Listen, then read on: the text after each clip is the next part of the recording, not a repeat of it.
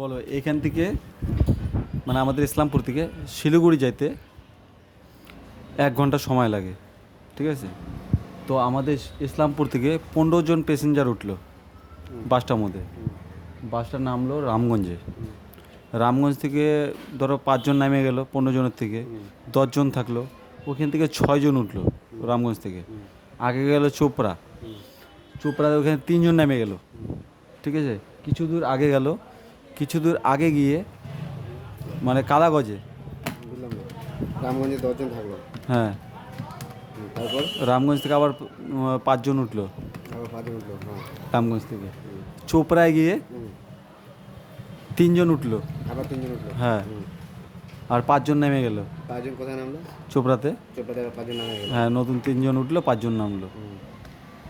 এবার যে কালাগজ আছে, কালাগজ থেকে 10 জনের মতন উঠলো। 10 জন উঠলো। হুম। আর এখান থেকে কি বলে ওটা 3 মাইল। হুম। 3 মাইলে মিনিমাম উঠলো হলো 7 জন। 7 জন।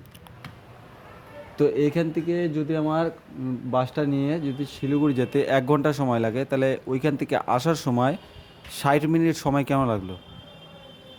আসার সময় হ্যাঁ, শিলিগুড়ি থেকে হ্যাঁ, 60 মিনিট কেন লাগলো? কেমন লাগলো?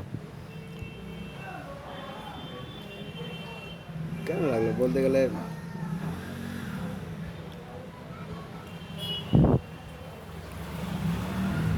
আসার সময় কোনো দাদাদারি নেই, ডাইরেক্ট চলে আসলো। তাই নাকি? Thank you.